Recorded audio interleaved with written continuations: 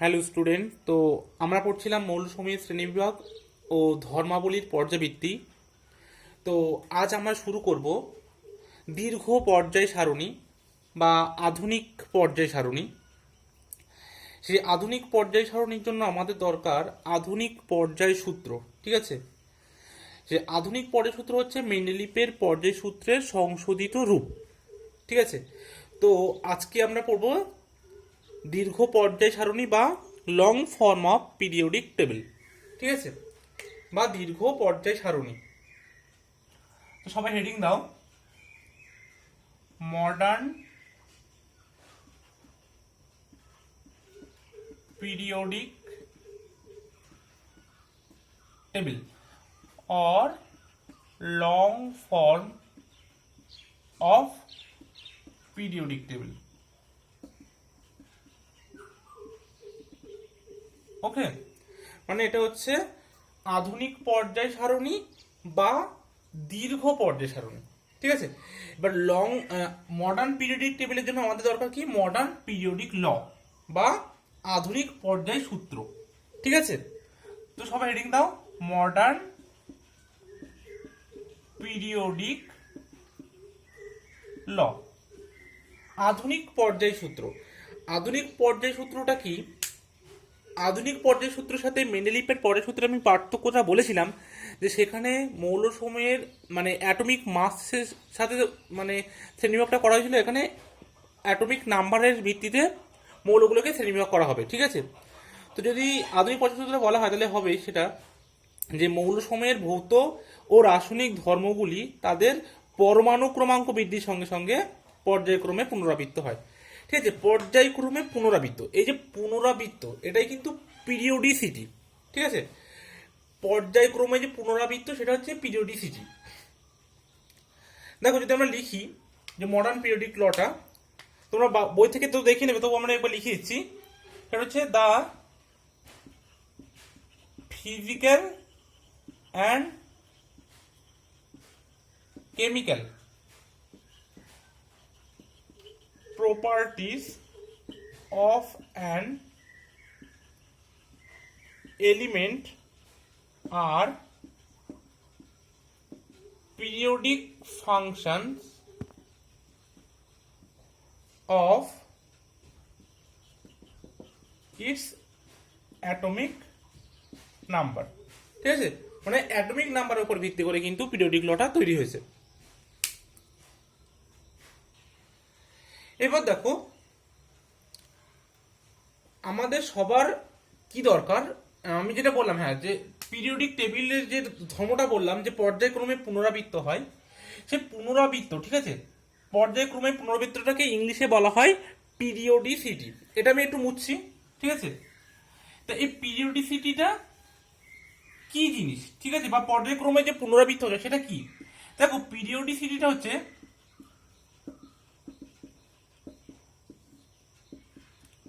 যে কোনো একটা এলিমেন্ট থেকে আমি ধরো শুরু করলাম, ঠিক আছে, ধরো সোডিয়াম, তারপর আমি যখন কিছু গ্রুপ পর আবার যখন আমরা পটাশিয়ামে ফিরে আসবো, তখন কি হবে না, তাদের প্রপার্টির একটা সিমিলারিটিস থাকবে। ঠিক আছে, সিমিলারিটিস না বলে আমরা যদি বলি যেখানে ধর্মের একটা পুনরাবৃত্ত হবে, তো সেটা সিমিলার হতেও পারে, নাও হতে পারে।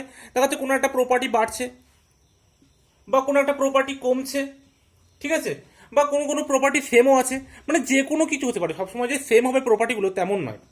যেমন আমরা যদি বলি সোডিয়াম, পটাশিয়াম, রুবিডিয়াম, সিজিয়াম, এই যে গ্রুপ ওয়ানের যে মৌলগুলো আছে, গ্রুপ ওয়ান এলিমেন্ট, সেগুলো কি হয় দেখো, আমরা যখন এই গ্রুপ বরাবর নিচে যাবো তখন কি হবে, এদের সাইজ কিন্তু ধীরে ধীরে বাড়তে থাকবে। তাহলে এখানে কিন্তু যে প্রপার্টিটা সাইজ, সেটা কিন্তু বাড়ছে। ডাউন দ্য গ্রুপ আমরা কি করছি, সাইজটা কিন্তু বাড়ছে যত গ্রুপ বরাবর নিচে যাচ্ছি। কিন্তু আমরা যদি এদেরকে আয়নিক পোটেনশিয়াল দেখি, ঠিক আছে, আয়নাইজেশন পোটেনশিয়াল, তাহলে কিন্তু আমরা যখন ওপর থেকে নিচে যাব সেটা কিন্তু কমবে। এবার তোমরা আয়নাইজেশন পোটেনশিয়ালটা কি সেটা তো জানো না, সেটা আমি পরে বলবো, আলোচনা ডিটেলসে করবো। তবে এখানে এইটুকু বলে রাখি, কোনো একটা এলিমেন্টে যতগুলো ইলেকট্রন থাকে, বাইরের কক্ষ থেকে একটা ইলেকট্রন বার করতে গেলে যে এনার্জি লাগে, সেটাই তার আয়নাইজেশন পোটেনশিয়াল বা আয়নন বিভব। ঠিক আছে, এটা তোমরা হয়তো ক্লাস 10-এ পড়ে থাকবে। আর একটা হচ্ছে দেখো, যদি আমরা ভ্যালেন্সি বা যোজ্যতার কথা বলি, তো যারা গ্রুপ 1-এ আছে তাদের কিন্তু ভ্যালেন্সি সবারই +1। ঠিক আছে, তাহলে দেখো সাইজটা গ্রুপ বরাবর যখন নিচে যাচ্ছে তখন বাড়ছে। যদি আমরা আয়রন বিভাগের কথা বলি, গ্রুপ বরাবর নিচে গেলে কমছে, কিন্তু ভ্যালেন্সিটা কিন্তু সেম থাকছে। তাই বলছে যে কোনো কোনো প্রপার্টি কিন্তু পুনরাবৃত্ত হবে, সেটা বাড়তেও পারে, কমতেও পারে, আবার সমানও একই থাকতেও পারে। ঠিক আছে, এটাই হচ্ছে পিরিয়ডিসিটি। এবং এই পিরিয়ডিসিটির কারণ কি? কারণ হচ্ছে এদের একটা ইলেকট্রন বিন্যাস। তোমরা নিশ্চয়ই অ্যাটমিক স্ট্রাকচারে ইলেকট্রন বিন্যাস শিখেছো। এই একই সেম ইলেকট্রন বিন্যাস, মানে ভ্যালেন্স শেলের যে ইলেকট্রনিক কনফিগারেশন সেটা সেম হওয়ার জন্য কিন্তু এই পিরিয়ডিসিটিটা ওরা শো করে।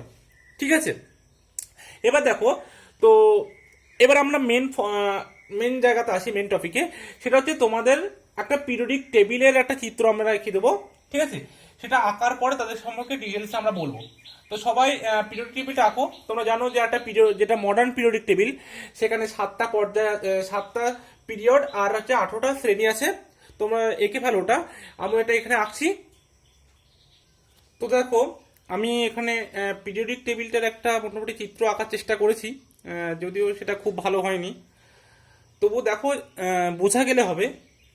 তো দেখো, এখানে আমি 7টা পিরিয়ড এঁকেছি, 7টা পর্যায় এবং 18টা শ্রেণী করেছি। এবার দেখো কোন পর্যায়ে কটা ইলেকট্রন থাকবে সেটা একটা রুল থেকে আমরা বার করতে পারি, যে 1 নম্বর পর্যায়ে কটা এলিমেন্ট থাকবে, 2 নম্বর পর্যায়ে কতগুলো এলিমেন্ট থাকবে। তার রুল হচ্ছে, যদি পর্যায় এন ইজ অড মানে বিজোড় সংখ্যা হয় তাহলে এই রুলটা দেবে, আর যদি এনটা জোড় সংখ্যা হয়, ইভেন, তাহলে এই সূত্রটা দেবে। ঠিক আছে, তাহলে সেখানে কতগুলো এলিমেন্ট থাকবে সেখান থেকে আমার বেরিয়ে যাবে।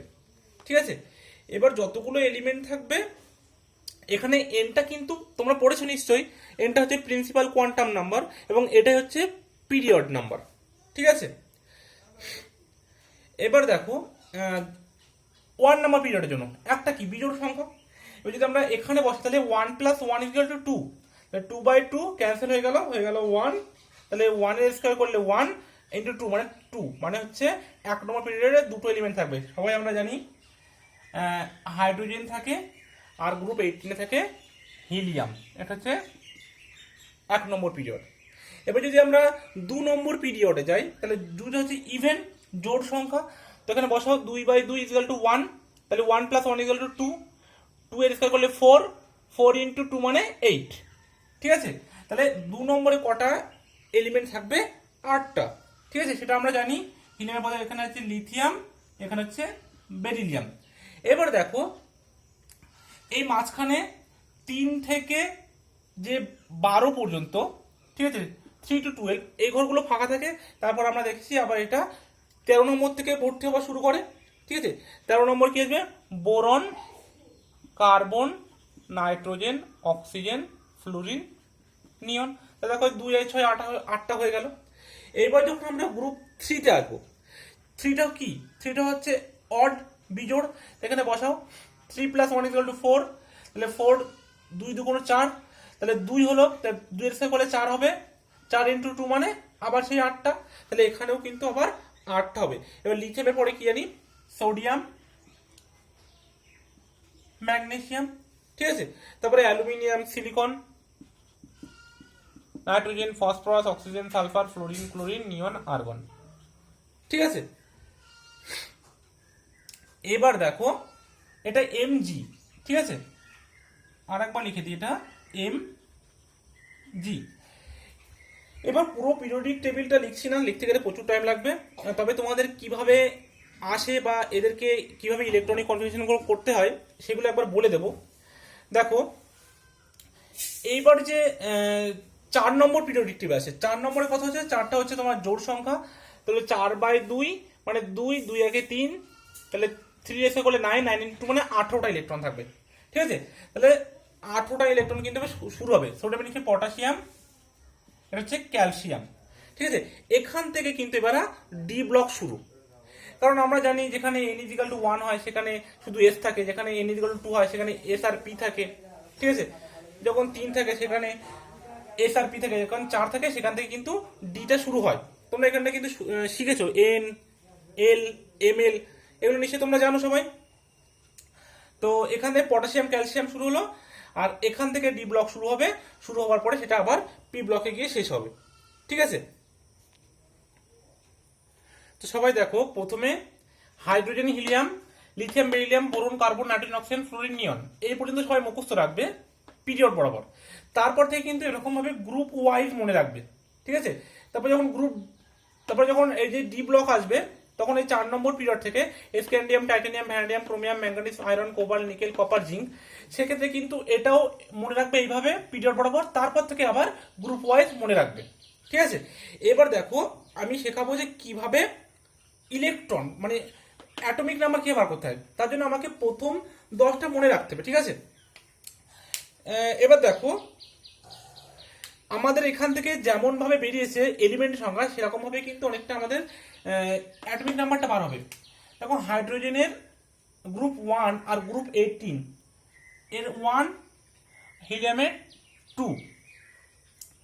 তো যখন 1 থেকে আমরা এভাবে নিচে আসবো, তো দেখো গ্রুপ 1 এর ক্ষেত্রে কি হবে, গ্রুপ 1 এর ক্ষেত্রে ইলেকট্রন এভাবে যোগ হবে 2 8 8 18 18 32 32। ঠিক আছে, 2 8 8 18 18 32। ঠিক আছে, সরি 2 8 8 18 18 32। ঠিক আছে, দেখো তাহলে আমি কি বললাম যে গ্রুপ 1 এর ক্ষেত্রে 2 8 8 18 18 32।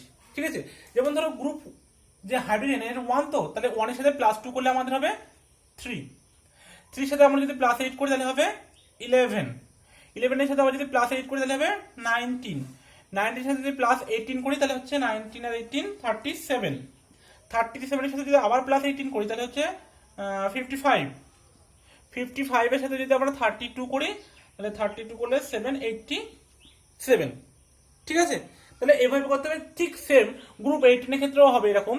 তো গ্রুপ 18 এর ক্ষেত্রে যেহেতু 2 দিয়ে শুরু, তাহলে এই 2টা এখানে বাদ যাবে, এখান থেকে শুরু হবে। তাহলে 2 তারপরে 8 যোগ হবে তাহলে 10, আবার যোগ হবে 8 তাহলে হবে 18, তাহলে আবার যোগ হবে 18 তাহলে 18টা 36। ঠিক আছে, 36 দুবার 18 হয়ে গেছে। প্রথমে যোগ করলাম 8, তারপরে যোগ করেছি 2 8, তারপরে হচ্ছে 18 যোগ করেছি, আবার 8, তারপরে 18 যোগ করলাম, তারপরে আবার 18, তাহলে এখানে হবে 54, তারপরে হবে আবার 32, 54 আর 32, তো 2 4 6 86। ঠিক আছে, এটা বোঝা যাচ্ছে, এটা হচ্ছে 86। এবার দেখো তোমরা একটা জিনিস সবাই খেয়াল করো, এটা তোমরা জানতে পারো যেহেতু এটা 1 এটা 2 তাহলে এটা 3 হয়েছে, তাহলে 3 পরে কত হবে 4, আর এখানে যেহেতু ফাঁকা আছে এগুলো আমি মুছে দিলাম, এখানে কোনো এলিমেন্ট নেই। ঠিক আছে, তো এগুলো তাহলে 4 এর পরে এখানে হবে 5 6 7 8 9, এটা 10। এবারে দেখো তোমরা এরকম ভাবে আসতে পারো 18, তাহলে এটা 17, এটা 16, এটা 15, এরকম ভাবে তো মনে রাখতেই পারো। কিংবা তোমরা এই গ্রুপ 13 থেকে গ্রুপ 17 এর জন্য, 18টা তো হয়ে গেছে, তোমরা এটা মনে রাখতে পারো যে 8 থেকে শুরু হবে। ঠিক আছে, 8 থেকে মানে 2 আর 8টা বাদ যাবে, যেহেতু এখান থেকে 5, তো 5 আর তার সাথে 8 যোগ হবে, 5 আর 8 13, তো 6 13, 13 এর পরে আবার যোগ হবে 18, তো 13 আর 18 কত হয়, 13 আর 18 হিসাব করো 31। ঠিক আছে, আবার 18 যোগ হবে, 18 যোগ করলে 8 আর 1 9 আর 49, যদি 32 যোগ করা হয় তাহলে 9 আর 2 9 11 আর 1 4 81। বুঝে গেল? তাহলে কিভাবে করলাম, ঠিক এরকম ভাবে তাহলে আমরা এগুলো আর লিখতে পারবো। তাহলে এটা যদি 13 হয় তাহলে এটা হবে 14 15 16 17 18 31 32 33 34 35। ঠিক আছে, 49 তাহলে 50, 51, 52, 53, 81, 82, 83, 84, 85, ঠিক আছে।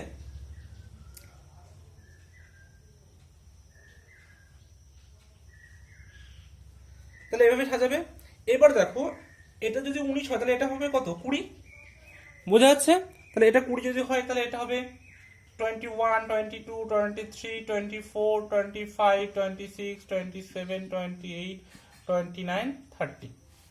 দেখো তোমাদের এখানে মেইনলি যেটা লাগবে সেটা হচ্ছে এস ব্লক আর পি ব্লক, ঠিক আছে। এই ডি ব্লক আছে এবং ডি ব্লকের ক্ষেত্রে দেখো তারপর এটা গেল, এটা 37, তাহলে এটা 38, এটা 39, 40, 41, 42, 43, 44, 45, 46, 47, 48, ঠিক আছে। এটা 56, এটা 57, এটা হচ্ছে 58, ঠিক আছে। 58, সরি 55, 56, 57। এবার দেখো 57 তো এই ল্যান্থানাম থেকে, এখানে একটা স্টাম্প রাখো, ল্যান্থানাম থেকে কিন্তু আবার আমাদের এ ব্লক শুরু, ঠিক আছে। ল্যান্থানামের পরবর্তী যে 14টা মৌল আছে, যেটা কিনা আবার দেখবে নিচে একটা এরকম ব্লক করা আছে, নিচে পরিসরের এরকম নিচে, ঠিক আছে। সেই ব্লকের দেখবে দুটো এরকম করা আছে, সেখানে এ ব্লককে রাখা হয়েছে। তো সেটা এটাই মনে রাখবে, সেটা গ্রুপ 3-তে অবস্থিত, ঠিক আছে। পিরিয়ড নাম্বার 6-এ ল্যান্থানাইড মৌলগুলো, আর পিরিয়ড নাম্বার 7-এ এই যে অ্যাক্টিনিয়াম আছে এগুলো হচ্ছে অ্যাক্টিনয়েড মৌলগুলো, ঠিক আছে। তো তোমাদের এ ব্লক তোমাদের জানতে হবে না, তোমাদের মেন ইম্পর্টেন্ট হচ্ছে এস ব্লক আর পি ব্লক। এবার কিছু কিছু ডি ব্লকগুলো মনে রাখলে চলবে। এই ব্লকগুলোর কথা পরে বলবো, যা একটু আছে বই থেকে দেখে নেবে। এবার আমরা যেটা আসবো সেটা হচ্ছে এ ব্লকে কোথা থেকে কোথায় আছে, দেখো যেটা এ ব্লক আছে সেটা হচ্ছে তোমার সিরিয়াম, সিরিয়াম থেকে লুটেশিয়াম 58 to 71, ঠিক আছে। 58 to 71। আর যেটা আছে তোমার আরেকটা ব্লক আছে সেটা হচ্ছে অ্যাক্টিনয়েড মৌল, সেটা হচ্ছে তোমার থোরিয়াম থেকে লরেন্সিয়াম, ঠিক আছে। 90 থেকে 102, এটা হচ্ছে 90, এটা হচ্ছে 102, দেখা যাচ্ছে কি? আচ্ছা যদিও দেখা যাচ্ছে না, একবার একটু দেখিয়ে দিই। দেখা যাচ্ছে নিশ্চয়ই। বললাম সিরিয়াম থেকে লুটেশিয়াম 68 to 70, 58 to 71, আর থোরিয়াম থেকে লরেন্সিয়াম 90 থেকে 102, ঠিক আছে। এবার দেখো তাহলে পিরিয়ডিক টেবিলটা এবার একটু মুছে দিচ্ছি। দেখো তোমাদের একটা জিনিস ভালো করে একটু বুঝিয়ে দিই, কক্ষ, কক্ষক আর উপকক্ষ, ঠিক আছে। আজকে বলে দেবো, আর কখনো যেন ভুলবে না। সাপোজ ধরো এটা 2s, এটা ধরো 2px, 2py, 2pz। এটা নিশ্চয়ই জানো যে 2s এ একটাই থাকে আর 2p তে 3টে থাকে। দেখো এই যে n কিন্তু এগুলো সবার সমান সেম, এখানে n কত, সবার 2। তাহলে এই যে n সবার সমান, এই যে পুরোটা এটাকে বলা হচ্ছে সেল, ঠিক আছে। এবার দেখো এখানে n এর মান তো সেম, কিন্তু এই যে s, এখানে আবার p, এ দ্রুত আলাদা। এই যে n এর মান সমান কিন্তু যে শেপ, এর শেপ আলাদা কিন্তু p এর শেপ আলাদা। এই শেপ যাদের আলাদা আলাদা হয় তাদেরকে বলা হচ্ছে, যেমন এস পি, এদেরকে বলা হচ্ছে সাব শেল, সাব শেল, ঠিক আছে। এটা মানে হচ্ছে কক্ষ, সাব শেল মানে হচ্ছে উপকক্ষ, ঠিক আছে। সাব শেল মানে হচ্ছে উপকক্ষ। আবার এই সাব শেল যেটা পি আছে, পিটা একটা সাব শেল, তো এই পি এর মধ্যে আবার কি আছে, 3টে ঘর আছে, 1, 2, 3টে, এর মধ্যে আবার একটা ঘর আছে। এই যে ঘর, এই ঘরগুলোকে বলা হয় অরবাইটালস, অরবাইটালস মানে কক্ষক। এই জিনিসের জন্য কখনো ভুল হয় না। কি বললাম আর একবার বলছি, কোনটাকে শেল বলে, যাদের এন সেম হবে তারা প্রত্যেকে শেল বা কক্ষ, মানে এই যে পুরোটা 2s, 2px, 2py, 2pz এগুলো সব পুরোটা মিলে একটা কক্ষ, কারণ এদের এনটাতে সেম। এবার যাদের এন সেম হলে কি হবে, এস আর পি এর যে শেপ মানে যে আকার সেটা তো আলাদা। তো যাদের শেপ আলাদা তাদের বলা হচ্ছে সাব শেল, মানে শেলেরকে যদি ভাগ করা হয় সেগুলো হচ্ছে সাব শেল। তারপরে আবার সাব শেলের মধ্যে আবার থাকে কি অরবিটাল, যে ঘরগুলো থাকে সে একটা একটা ঘরগুলোকে বলা হচ্ছে অরবিটালস। তাহলে কক্ষক, উপকক্ষ এবং কক্ষ, এই তিনটে পার্থক্য কিন্তু কখনোই ভুলবে না, shell, sub shell and orbitals. ঠিক আছে, তাহলে এখানে দেখো এখানে যে এই এনএস, ঠিক আছে, এই এনএস যেটা আছে এটাকে বলা হচ্ছে আলটিমেট শেল বা ভ্যালেন্স শেল। ঠিক আছে, এটাকে ভ্যালেন্স শেলও বলা হয় বা আলটিমেট শেলও বলা হয়, আলটিমেট অর ভ্যালেন্স শেল। ঠিক আছে, ভ্যালেন্স শেল মানে এটা হচ্ছে বহিঃস্থতম কক্ষ। তারপরে n-1 যেটা থাকে সেটা হচ্ছে পেনাল্টিমেট শেল, পেনাল্টিমেট শেল। ঠিক আছে, আর যেটা n-2 সেটাকে বলা হয় অ্যান্টি পেনাল্টিমেট শেল। বোঝা গেল, অ্যান্টি পেনাল্টিমেট শেল। ঠিক আছে, সবাই কি দেখা যাচ্ছে? বললাম এনএস যেটা সবার বাইরে কক্ষ সেটাকে বলা হয় ভ্যালেন্স শেল বা আলটিমেট শেল, মানে বহিঃস্থতম কক্ষ। যেটা n-1 মানে তার আগের কক্ষ সেটাকে বলা হয় পেনাল্টিমেট শেল। ঠিক আছে, আর একটা হচ্ছে n-2 যেটা হচ্ছে অ্যান্টি পেনাল্টিমেট শেল। ঠিক আছে, এটা মনে রাখবে সবাই।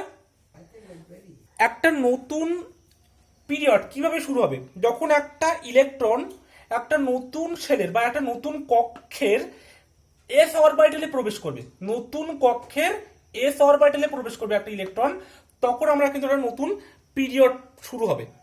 ঠিক আছে, এবং পিরিয়ড নাম্বার আর যে শেল নাম্বার এটা কিন্তু সেম হবে এস আর পি এর জন্য, কিন্তু যেটা 1 কম হবে ডি ব্লকের জন্য আর এফ ব্লকের জন্য কিন্তু 2 কম হবে। যেমন এখানটা দেখো সবসময় এন এর মান এস আর পি এর ক্ষেত্রে সমান, কিন্তু ডি এর জন্য 1 কম আর এফ এর জন্য কিন্তু 2 কম, এটা আমি বলতে চাইছি। ঠিক আছে, আর এখানে যে গ্রুপগুলো আছে সেই গ্রুপগুলোর যে মৌলগুলো আছে সেই মৌলের সময় বিভিন্ন নাম দেওয়া হয়েছে। যেমন গ্রুপ 1-এর যতগুলো মৌল আছে এদেরকে বলা হয় ক্ষার ধাতু বা অ্যালকালি মেটালস। ঠিক আছে, গ্রুপ 2-এর যে মৌলগুলো আছে এদেরকে বলা হয় ক্ষারীয় মৃত্তিকা ধাতু বা অ্যালকালাইন আর্থ মেটাল। তারপর গ্রুপ 11 যে আছে, ঠিক আছে, গ্রুপ 11-এর যে মৌল সেগুলোকে বলা হয় মুদ্রা ধাতু, যেগুলো কপার, সিলভার, গোল্ড। ঠিক আছে, এই যে গ্রুপ 11 এদের বলা হয় কপার, সিলভার, গোল্ডগুলোকে বলা হয় মুদ্রা ধাতু বা কয়েনেজ মেটাল। তবে গ্রুপ 15-এর যে মৌলগুলো আছে নাইট্রোজেন, ফসফরাস, ঠিক আছে, এগুলোকে বলা হচ্ছে তোমার চ্যালকোজেন মৌল। ঠিক আছে, সরি নিক্টোজেন মৌল। তারপরে যে গ্রুপ 16-এর যে মৌল আছে সেগুলোকে বলা হয় চ্যালকোজেন। ঠিক আছে, যেগুলো অক্সিজেন, সালফার। আর নাইট্রোজেন, ফসফরাস এগুলোকে বলা হয় নিক্টোজেন। আর গ্রুপ 17 তো সবাই যারা হ্যালোজেন, আর গ্রুপ 18 তো বলে দিলাম আগের দিন, ইনার্ট গ্যাস আর নোবেল গ্যাস। ঠিক আছে, তো এগুলো একটু মনে রাখবে কোন মৌলগুলোর কি নাম দেওয়া হয়, কোনগুলোর নিক্টোজেন মৌল, কোনগুলো চ্যালকোজেন, কোনগুলো হ্যালোজেন, কোনগুলো নোবেল গ্যাস। ঠিক আছে, কোনগুলো হচ্ছে ক্ষার ধাতু, কোনগুলো ক্ষারীয় মৃত্তিকা ধাতু, এগুলো একটু মনে রাখবে। ঠিক আছে, দেখো ক্লাসিফিকেশন বেসড অন ব্লকস, মানে ব্লকের ভিত্তিতে মৌলগুলোকে কিভাবে ভাগ করা হয়। ঠিক আছে, আমরা জানি 4টে ব্লক এক্ষুনি দেখালাম। প্রথম যে দুটো ছিল গ্রুপ 1 অ্যান্ড গ্রুপ 2 এগুলো ছিল এস ব্লক। তারপরে যেটা 13 থেকে 18 পর্যন্ত ছিল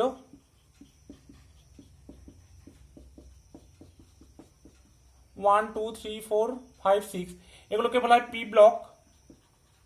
ঠিক আছে, আর যে 3 থেকে 12 ছিল সেটাকে বলা হচ্ছে ডি ব্লক। আর গ্রুপ 3-তে কিন্তু 6 নম্বর পিরিয়ডে, ঠিক আছে, গ্রুপ 3 বা পিরিয়ড নাম্বার 6 এখানে যে মৌলগুলো ছিল সেগুলোকে বলা হচ্ছিল এফ ব্লক। এফ এর দুটো আছে, একটা 4F একটা 5F, মানে 7 নম্বর পিরিয়ডে যেটা আছে সেটাও কিন্তু এফ ব্লকের এলিমেন্ট। ঠিক আছে, তো এরকম 4টে ব্লকে ভাগ করা হয় S, P, D and F. তোমাদের বলেছি মেনলি এস অ্যান্ড পি ব্লকই লাগবে। তো দেখো এস ব্লকের কিভাবে আমরা বুঝবো, যদি কোনো একটা নতুন ইলেকট্রন বা যে লাস্ট যে ইলেকট্রন সেটা যদি এস সাবশেলে এন্ট্রি করে, ঠিক আছে, এস সাবশেল যদি আসে নতুন ইলেকট্রনটা, বা যেটা পার্থক্য সূচক ইলেকট্রন, ঠিক আছে, বা যেটা লাস্ট ইলেকট্রন, সেটা যদি এস সাবশেল বা এস উপকক্ষে আসে তাহলে সেটাকে আমরা বলবো এস ব্লক এলিমেন্ট। সাপোজ ধরো এস ব্লকে কি ছিল, হাইড্রোজেন, লিথিয়াম, সোডিয়াম এরা ছিল।